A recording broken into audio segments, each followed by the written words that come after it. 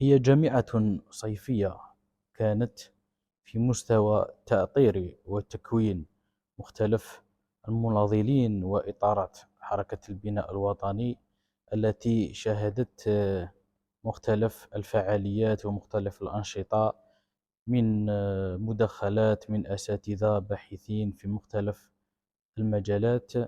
كذلك راح نتكلم عن تميز وفد ولاية معسكر في هذه الجامعة الصيفية من خلال تدخلاتهم في مختلف الفعاليات في مختلف الندوات، من خلال كذلك تطوعاتهم.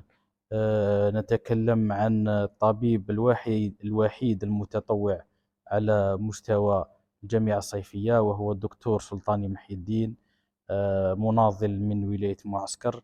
كذلك نتكلم على النشاط الإعلامي لمكتب ولاية معسكر، والذي نستطيع أن نقول أنه الوحيد على مستوى 58 ولاية، المكتب الوحيد الذي قام بتغطية إعلامية على غرار تغطية إعلامية للمكتب الوطني.